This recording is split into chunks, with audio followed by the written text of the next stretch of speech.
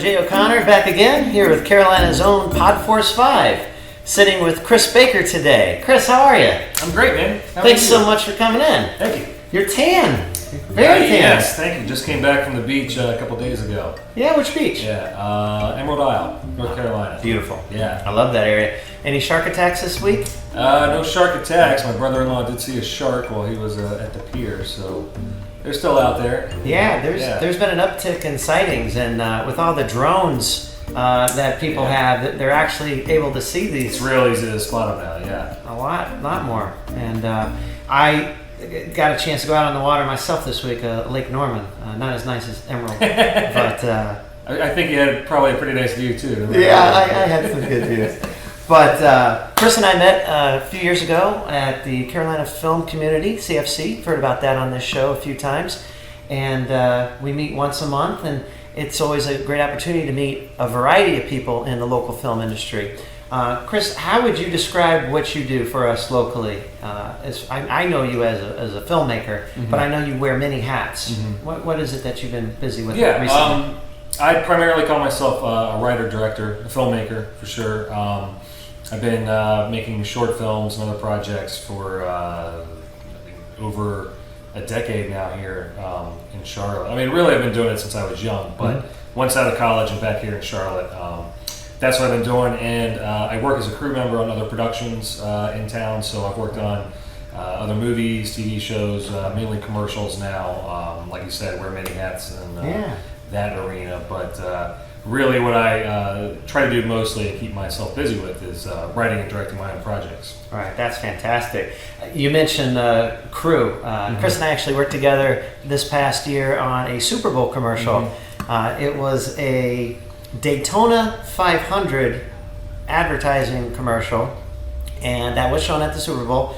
I was fortunate enough to be on scene with Denny Hamlin, among others. Yeah. And funny thing about this shoot was the drivers didn't want to make the trip all the way down to Daytona, and so we had to shoot it in Charlotte, even though we were supposed to be in Daytona. And it was about 19 degrees that morning on one of the 2 days of the shoots, and we all had winter coats on, and we had to leave them off camera on the ground and run while the camera. Anyway, Chris was very, very, very helpful. I really loved having a familiar face there that day.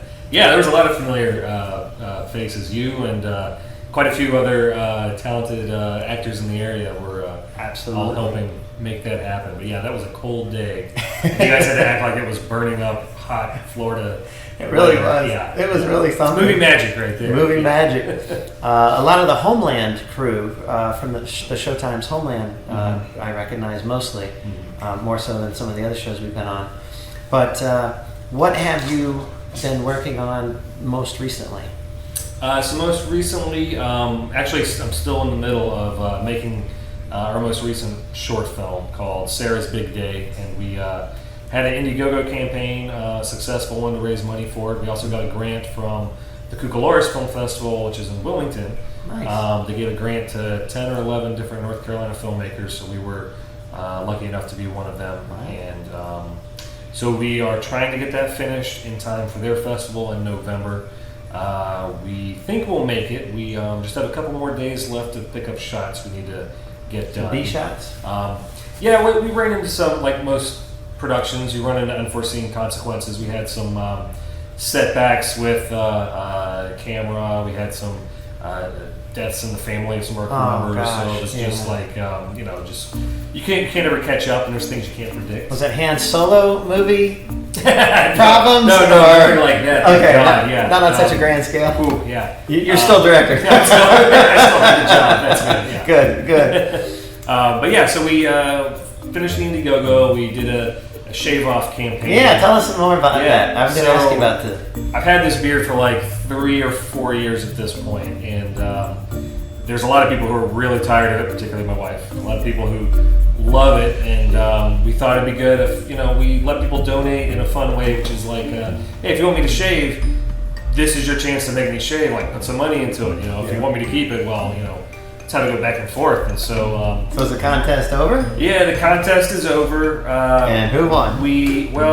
early on, I work with Dale Earnhardt Jr. a lot, and so he donated $200 to keep it. Nice. He loves my beard. He always wants. He's like, if I could grow out a beard like you, man, I would totally do it. But he can't because sponsors and all that. Right. So he donated money, and then someone else came in and donated a lot more money. And did he match it? He did not. Like I don't want to be that guy. He's like, hey, you want to donate some more? Sure. You've already helped out. So Shave It has won. Oh, wow. And so sometime this week we are gonna Facebook Live. On film, Facebook Live. Yeah, we'll let everyone who contributed and has been wanting to see it happen. What site can they look for?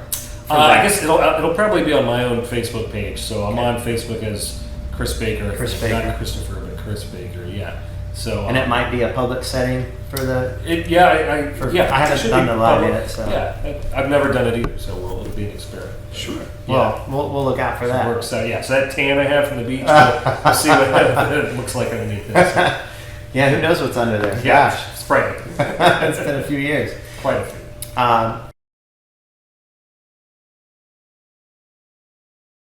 What are some of the other past projects that you've really felt connected to? The most recent one we did last year was called The Hidden, and that was we made that specifically for the 100 Words Film Festival, which is another, it's a Charlotte-based festival, but it's international in scope, so you get a lot of entries from around the world, and the basic gist of that competition is you can make whatever you want, there just has to be exactly 100 words of dialogue. So a lot of the short films and projects I've done, like Drawn Together, have some sort of specific parameter, and what I enjoy about those contests is it's like a homework assignment. Not that I like doing homework, but it forces me to think in a very specific way to solve a problem. Right. So if you're just out to make a movie, the world's wide open. You can make any kind of movie you want, and sometimes that can be daunting. Now if someone says, make a movie, but it's got to be like this, then you're like, okay, cool, now I'm getting better ideas. And so The Hidden was one we made specifically for 100 Words. We never entered that contest before, and we set out to win it, and we ended up winning Best Narrative Short. So we were very happy and proud of that. First go around for you. Yeah, it was a lot of fun. It was a great looking short, and had a great time with everybody we made it with. So that was good. Past films, we've always done the 48-hour film competition in Charlotte.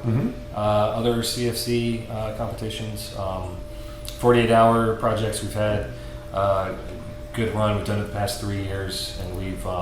You've always been in the winner's circle for one reason or another. So we won Best Directing last year with Salvation, and the previous year we won Best Writing and Best Acting, and the year before that we won Best Writing and Best Acting. So we've done good for such a tough contest. That's a tough thing to make a film in 48 hours. It's fun. We're expecting over 30 different teams this year, I think. Are we? That's great. Yeah, I think Will Fisher had mentioned 30, 32. Yeah. We'll see. We get closer to August here. Yeah, the first year we didn't participate. I think there was like 7 teams. And then the second year was the first time we did. I think there was like 12 to 15. And then it's just been getting bigger and bigger. Then 22. Each year, so, which is great. It's more competition, but you get to see a lot more varied quality of work. So well, congratulations on all of those awards. That's really a great amount of work that I've been able to see that you were appropriately rewarded for. Oh, thank you. Which one of the 48 hours was the time travel one? So that was Glory Days. That's the first one we ever did. Okay. And that one was an older guy time travels into the past to stop his younger, hard partying self from ruining his life. And he gets sucked back into his old ways. You know, the younger guy offers him a shot, and he's like, no, I'm here to stop you. And oh yeah, that's right. This is so much fun, you know. And it's like Frank the Tank.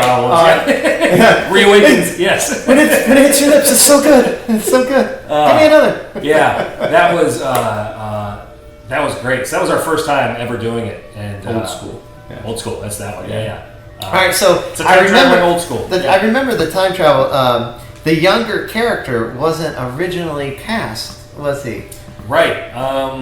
So Patrick Keenan was our older gentleman, main actor, and he's been in all 3 of our 48s, and he's been a part of why we've won Best Acting for 2 years in a row. He's great, and so whenever we got the group together, you don't know what you're gonna make. Right. You don't know the theme until the 7 o'clock on the Friday of the 48-hour film project. You find out your theme, your line of dialogue, your prop, and character name, I think. And a character name. Yeah. Right. Okay. So we had no idea on you right then. And we get time travel, which is that's also a pretty wide open genre. It can be funny, it can be serious. And when we finally settled on this idea of an older guy going back to his younger self, we were like, okay, well, for 48, you kind of get an idea of the actors you want to work for you, and you don't know if they're going to work for the script or not. So you just say, hey, hang out, and maybe we'll have a part. Yeah, maybe. And when we cast Patrick as the main time traveling guy, it was I don't know anybody who looks like him. And then I looked to my guy I just met, who was going to be my second cameraman. We're going to shoot 2 cameras. And I'm you've got glasses and a beard. You could take those glasses off and maybe, what do you think about acting? He's like, sure, man, I can do it. And I was like, all right, so you're now our our main actor, second one. And it worked out great for someone who doesn't act much. I don't think. Oh, he did a fantastic job. Yeah, Aaron, he's great. So Aaron and Patrick worked very, very well off of each other. Yeah, it was a great pairing and obviously award winning. Yeah, I think we lucked out. I tell everybody, I'm like, you know what? We met all of us who worked on that had pretty much met each other just recently. My special effects guy Eric O, fantastic. We had just met at a CFC meeting the month before. Melissa, our editor, had just met her at a meeting. It's none of us had really worked together, right? And so it could have went disastrously. That was a pivotal time for you guys. And it just clearly it's one of those awesome moments where just everyone meshes together, all the personalities. Serendipity. Yes, very quite. Yeah. So with these projects and the 48-hour film project, what have you got going moving forward now? So 48's coming up again this year. I'm probably not going to be able to do it because I'm going to be out of town, unfortunately. Mm-hmm. But I'm trying to see if there's a way I can shoot while I'm out of town, get that footage up to my team, and we can still make something. Because there's no rules saying you have to shoot in Charlotte. So, we're still toying around with that. There's a screenwriting competition coming up, Carolina-based. I'm still working on a script for that. And what else? Sarah's Big Day we're working on, mentioned that. And hoping in the next year to finally get my first feature film off the ground. So that's something that I've been toying around with script and ideas for years. You've been working on various scripts that you're, or you have one in particular? I think this one, I want it to be based on the first short film I made after college called Zombie Hunters. Nice. It's a great title, but it's a very satirical. They should make a TV show piece like that. Actually, it is a TV show. Little show. Yeah. Hopefully the next year we'll start working on a first feature and making it that. Yeah, and shooting it here in the Carolinas and casting Carolina people. And so with your many hats, you do commercial work, and what do you see as an opportunity for the local Charlotte area? Not just the film community, but the local businesses. What can they be taking advantage of that they're not taking advantage of right now? Well, there's a lot of filmmakers and videographers in town, and I think one thing they can take advantage of is, for instance, I just was down in Atlanta 2 weeks ago shooting a big convention. So a lot of these businesses will have a convention, in this town, somewhere else in the country, or you're going to bring all your managers here and have some event. And there was a big concert featuring band members who were all different members of this particular business community. And so I shot the concert, and basically, we can create this little short film that highlights, the wonderful time they had, almost say a wedding video or something. Yeah. I think that's the kind of thing a lot of businesses don't take into consideration, that that could be an advertisement for them, or a cheerleading piece for the people within their company to get excited. And even just making local commercials. A lot of local commercials you see are kind of very simple and very inexpensive, but I think there's a way you can make them a little bit more creative. If you just find the right people or willing just to dig a little deeper. Yeah, so I think there's a lot of wonderfully talented people here in this area for sure. Yeah, it is great to be a part of this Carolina, Charlotte area in particular. We really do have a lot of talented friends, co-workers, and acquaintances here, and really glad that you were able to spend some time with us today and share a little bit about what you've been doing. And we look to see continued great things from Chris Baker. Oh, thank you. Me too. It'll be clean shaven, Chris Baker, unfortunately. That's right, clean shaven. I'm gonna start growing this beard back out as soon as I can. Who knows what will inspire? Yeah, that's true. You might do lots of different things. Yeah. Thank you so much, Chris. Hey, thank Wonderful you. to have you in today. Thank you. It's fun. Thanks, folks.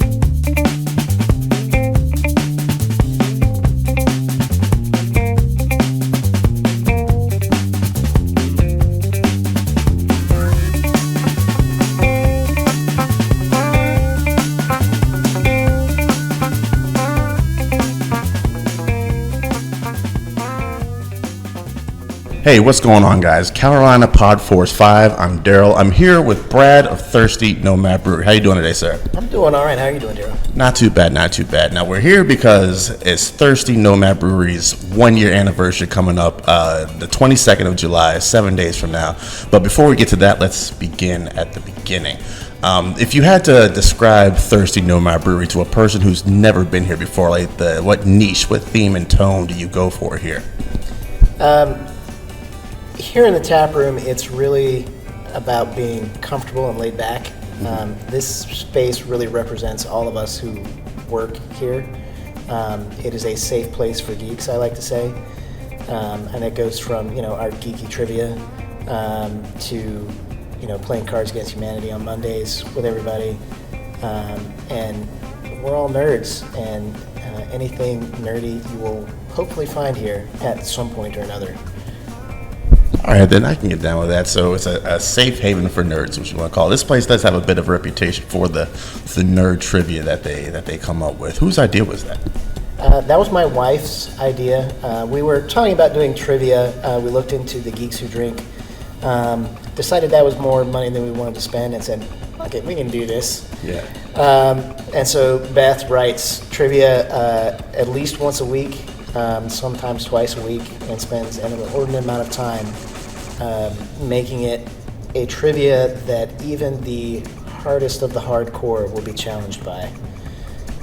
All right, then. So the theme behind this is more of a steampunky type vibe, which will set any nerd at ease. And even your beers reflect that. The names of your beers, like your Companions and your Seekers and your all that kind of Valkyries, that kind of stuff. When it comes to brewing different flavors and different types of beers, who comes up with the inspiration? Whose ideas are these to try all these different types of beers and brew out? The initial ideas were mine. It was, Thirsty Nomad Brewing was initially my vision. Mm-hmm. And then, you get some investors on that all brew. And 4 of us here are home brewers, long-time home brewers. And we all have our ideas about what beer should be. But we all kind of have similar ideas about what good beer is. So we play nicely together. But for me, I just get inspired by different flavors, be it in food or other beers, or sometimes it'll be something off the wall, like the Captain Crunch Cream Ale that we recently had. It was just like, I could put a cereal in beer. And, you just roll with it. There's nothing is off limits as long as it tastes good. I think there needs to be a slogan somewhere in this. Nothing is off limits so long as it tastes good.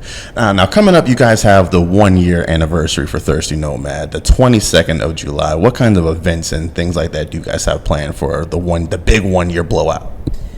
So we've got 2 bands, Hacksaw Jones and Gigi Dover and the Big Love.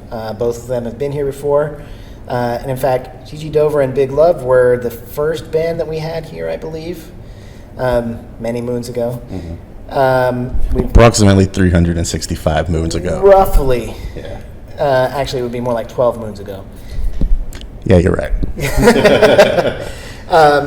Roughly. But we've also got Aerial CLT slated to come out. That's the Silk dancing. We're going to have a couple of food trucks.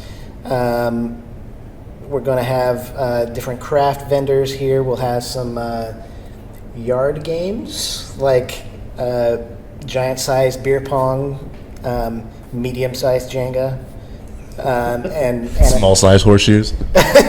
tiny Shetland pony horseshoes. That's a good idea. I should get that. Giant Connect 4, because Connect 4 is incredibly popular. It is. It is actually. And, our possibly infamous Britain versus America cornhole, where the British team actually has to throw their bags with their pinky out,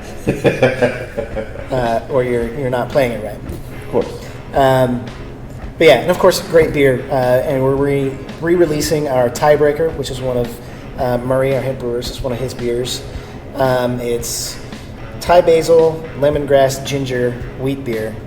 And it was hugely popular when we first opened, and we just never got back around to doing it again until now. All right, then. So you guys have some food trucks. You have a couple of live bands that are going to be playing, some games. So there's something for everybody when they come out to this business. So a year in, do you guys have any? Are you looking already down the road of goals of what you want to do next year? Are there any expansions? Is there any beers you haven't brewed yet that you want to get to, or what's next after 1 year for Thirsty Nomad? Yes, we are going to be expanding at some point. Probably expanding in place first, and then upgrading to something bigger down the road. As far as beers coming down the pipeline, you never really know. I have a bee in my bonnet right now to brew a really big imperial stout, and an even bigger stout with honey, which technically would be a braggot. Most people don't call it that when it's a stout, but it is what it is. So hopefully some collaborations coming up this fall, working on the details there. Like collaborations with other breweries? Yes. So we've done a few in the past. We've worked with both 26 Acres and High Branch up in Concord. And I keep chasing down Andy at New Sarum to get something done, but that guy's stupid busy. Yeah. And I hope that we'll get to do another one with High Branch. We've talked about things. I don't want to reveal anything right now, but we've got some plans, probably this fall, that hopefully will come to fruition. Okay, so you got stuff down the road. Most importantly, if anybody wanted to know what's upcoming for Thirsty Nomad, where on the social medias could they find you guys? I don't know what you're talking about. What's social media? No, so we're on Facebook at Thirsty Nomad Brewing, Instagram, which I believe is also Thirsty Nomad Brewing. Twitter is Thirsty Nomad Co. Imagine that. Gotta switch it up a little bit. And then our website is thirstynomadbrewing.com. All right, I think that's pretty much everything. Come on out. I'll be out here. You guys come out too. Obviously, Brad's going to be here. I think that's going to do it for us. On behalf of young, handsome Brad here, I'm Daryl. You guys take it easy out there.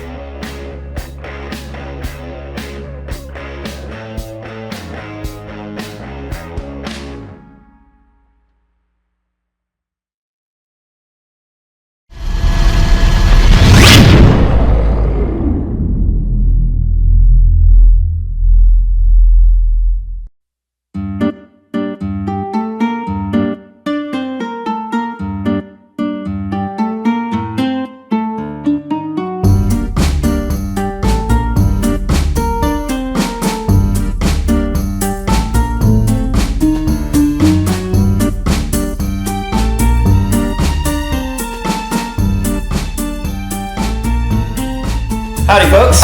Kevin J. O'Connor here once again, Carolina's own PodForce 5. We're lucky here today to have Gabriel Manak, a good friend of mine, a world traveler. He's in town for just a couple of days. We were able to get him on the couch for some Q&As. And how you doing? Doing great, Kev. It's great to see you. Good to see you too, man. Yeah, it's been a bit. Gabriel and I have known each other for about three and a half years? Almost 4 years. Almost 4? I think in August or something. Yeah, in August it'll be. Seems 4 like years. 10, but yeah. Yeah, very long time. 3, 4? He's basically my dad.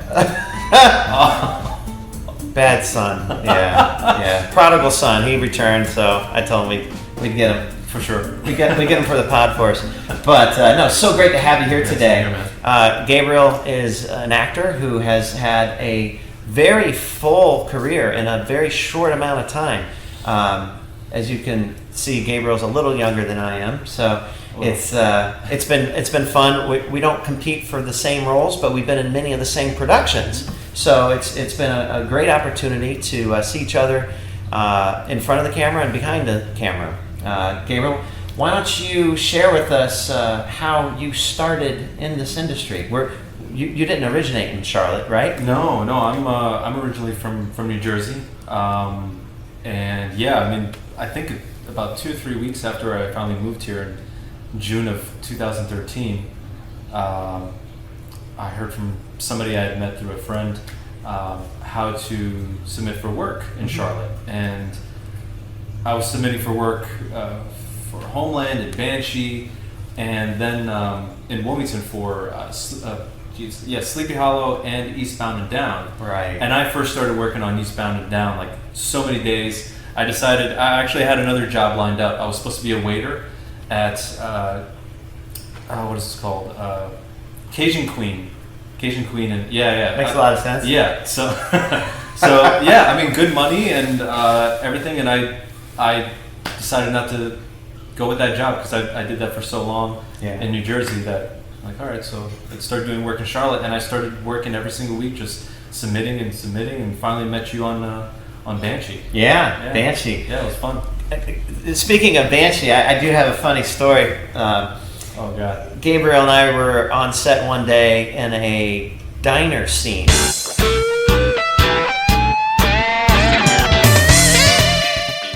Gabriel and I both started in front of the camera for these shows that filmed in Charlotte, and then we picked up behind the scenes work for either stand-in, body double, photo double, production assistant work, all the fun stuff. Lots Really of fun. was a great learning experience here in the Charlotte film industry. And also just life experience in general. I mean, like, you know, I guess we can get a little personal here. Well, you know, a lot of the people that I met, I mean, so many names. I mean, you, Richie Colon, Mel Birch, Joel Giamatolis, Geralimopolis, Tessa,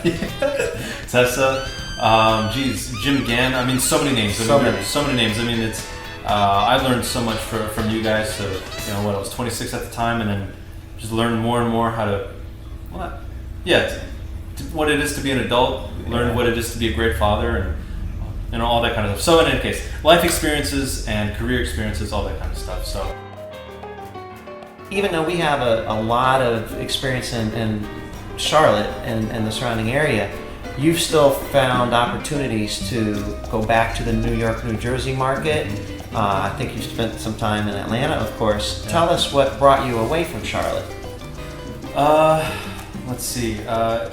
There was a lot of different things. I mean, at one point it was, you know, production started to slow down a little bit in North Carolina. Well, a little bit, a lot. And I didn't want to go work in a restaurant. I wanted to continue working on sets, even you know, being a stand-in and all, because I felt the experiences and the networking was just so important. And I needed to eat. I needed to live. Sure. So so that's why I was pulled to. You know, I was like, wait, let me try out Atlanta. You know, go there. There's some work there. Then I'd go back to New York because, you know, I wanted to try that out as well. Just see what it's like. Regain some composure as well. Just like, you know, live at a place where, you know, rent free and all that. So sure. Yeah. Well, so for Atlanta, Gabriel had an agent and was represented by an agency and did a number of auditions as they would come down the pike. Gabriel auditioned for a variety of roles. And tell us about the one where they needed a Russian coder. Tell us about that and how that happened. All right, so this happens about a month after we finished working on Paper Towns. So that was like 2014, yeah, November, December 2014. So after that, worked full 2 months. It was a great production. I decided to go back to New Jersey just to, like I said, just regain composure and all, and see what I could do in New York.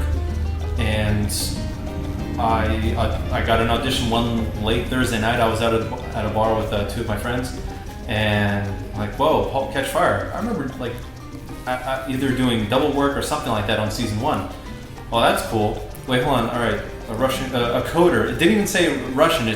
They weren't sure which nationality or cultural background this character would have, but it said like at least 4 to 6 episodes recurring. This AMC show. I'm like, all right. So I filmed the audition that night at my buddy's house. After the bar. Yeah. So I mean, it was definitely fun. And I mean, didn't even have the correct setup. But I'm like, all right, cool. The line wasn't it was in English. The 2 lines were in English. And I'm like, well, let's just have some fun with it. So I decided to tag at the end of it. Tagging meaning like you say an extra line that you come up with, either you improvise or ad-lib, just to end the scene, with something of your own, to give the writers another idea. So in any case, I did that, did it in Russian, just responded in Russian. Nice. And sent it in, and 3 days later, I found out that I had to call back. Yeah. So that night, two hours after I got the phone call, I packed up my car, just with the bare essentials I needed, and I drove down to Atlanta for an audition the next morning at 10 o'clock. That is at least a 12-hour drive, isn't it? Or about 12? It's about it's about 12. It took me 14. Wow. I maybe got a 45-minute nap before their callback audition. Yes. For a major television show on the AMC channel, Halt and Catch Fire. Yep. And the lead actors, the guy from Carrie Boucher, Lord of the Rings. Lee Pace is from Lee Pace. Lord of the Rings. 6'5", 6'7". Yeah, he's about 6'5". He's very tall. Amazing. He's very tall. But I got there with very little sleep, with 20 minutes to spare. And wow. When I got there, they started asking the other actors who were auditioning, can you speak Russian or Bulgarian? You got to the audition from the car 20 minutes before the time? Yeah, I made it like early. I made it early. Wow. So, yeah. And so you wore whatever you wore in the car? Yeah, whatever. Yeah, had nothing special. Did they bring up the Russian tag that you added on your audition? They did not. Okay. But did you do it again? Yeah, I definitely did. I even, while everybody else was talking in the scene, because this audition is very rare, but they had like 5 people in the room at the same time, like 5 other actors. Oh wow. So I was just doing my own thing in the background, like between lines, and I was actually singing a Russian song, like to myself. So they're like, "So Gabriel, is he singing Russian?" And then after the first run, they asked, "Can you actually speak Russian?" I'm like, "Yeah." I responded in Russian. They're like, "Okay, can you just talk into the camera and just say, just tell us something?" And I did that, and then we all had a great laugh. And I went in 2 more times, and at the end of it, I knew that I booked it. That you nailed it. I was like, they didn't tell me, but I just knew inside. I'm like, were you involved in any Russian collusion with the presidential election? No comment. Okay.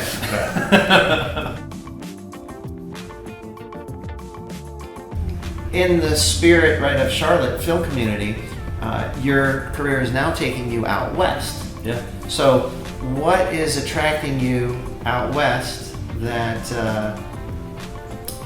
what's out there that maybe we don't have here? Well, this took some time for me to learn on my own, and through experience and through learning from others. A big part of it is the training, which is why the last 2 months I've spent time in New York training at UCB, at Atlantic Acting School, which is the school founded by William H. Macy and David Mamet. And then I also just finished up a 5-week on-camera class with Peter Miner, a Hollywood director, doing an on-camera class at T. Schreiber Studio, which is one of the best schools in New York. It's already having training is great, and you just need to have training. It's so important because chances are, you're going to be in class more than you'll be on set. I mean, that's just how it is. But just constantly keeping your craft well tuned, it's so important. But having the right names that are known to casting directors, it's just important because a lot of them are from theater backgrounds. Mm-hmm. A lot of them were actors, and they still just I see Sharon Bialy and oh my goodness, I'm so sorry I forgot her name. But a lot of casting directors, they still just go out and they go to plays and they watch them like on their time off, and so, and they know that these actors have gone to certain theater schools and all that. Certain amount of credibility on your acting resume when you go to these courses with the known names. Right. And so you've ventured away from Charlotte to Yes. find these types of opportunities.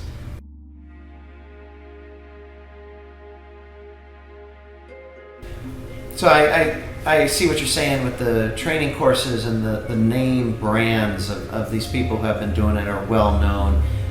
It just helps get the acting resume or that headshot maybe a little higher in the stack. Yeah. So I can appreciate that. What advice would you have for the Charlotte film community? What could we do that would keep some people local from having to go to New York and LA for some of those instances?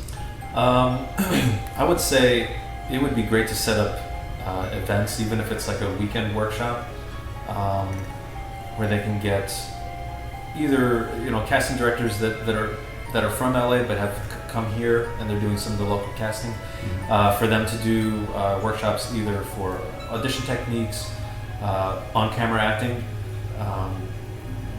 and just learning about the business as well, because that is so vital. But I would say, especially from what I've been reading the last 2 months, really just offering on-camera classes. Right. Because right now with with Netflix and Hulu and Amazon and then all these new streaming services, more content is being put out there. Yeah. A lot of original content happening. Yeah, and it's happening rapidly, like more and more and more. So, and from what I've been reading is that because it's so fast now with casting, and pilot season it's not really a thing anymore. It's just constantly It's happening. year round. Yeah, More so. yeah. They're looking for those higher caliber actors who have that on-camera experience. And again, like I said, you spend more time auditioning or in classes rather than on set. It's important to have that on-camera experience. So, if you can get on set working as a stand-in, even that, it's so vital. Or even as an extra, just be on set. It's so important. They want people. They want to hire actors. They want to hire you. If you have that experience and that set etiquette, all that. Yeah. If you're somebody that they want to work with, doesn't matter what's on. It still matters what's on your resume, but that as well. It's like it's so important. So it's having those classes that gets you comfortable in front of the camera. Sure. Where you can keep an eye line, where you're not constantly moving, where it's just about what's going on here. Right. It's so important. You're already ahead of the game. So we were talking earlier, so with the Charlotte film community, ever growing, ever budding, ever wanting to do more, some of the things that have attracted you to LA are there's just more. And it's not just more productions and more acting, but the community, the business community, seems to be more conducive to calling upon the film community to do things like commercials and adverts and print, just a number of different things. Are you going to get involved with any of that specifically, or what is your goal when you get there? I just want to be submerged in the industry. Not just with submitting for all kind of work, but it's just networking. Getting involved in class, because there you meet editors, beginning producers, like all that. So you're not just working with other actors, you're really just working with everybody there. So, but another thing is like Craig Fincannon was telling me, and this other actors in this group, that live where you want to live. I've only gone to LA once for like 2 days. It didn't seem like the place I wanted to live.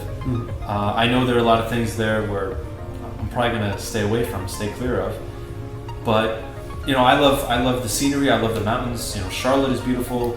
So my love for nature started there. Then, but you know, California, my God, the Runyon Canyon, all that. I mean, the hikes are beautiful. So it's live where you feel you can be yourself. You can be calm, less stress in your life, because then you have more time and energy to put into your craft, into things you want to do, which is, you know, making films or acting and all that stuff. Well, Gabriel, we thank you so much for visiting with us today. We look forward to seeing you in many more productions in the future. Thank you. And make sure that you have like a +1 or +4 for your Oscar nominations. For the Oscars? Yeah. Believe it or not, I do have a list. So I'm just glad I'm part of it. That's great. He probably, no, most likely. Thanks, Gabriel. Thank you very much, Kevin. Appreciate Thank you. All the best to you guys.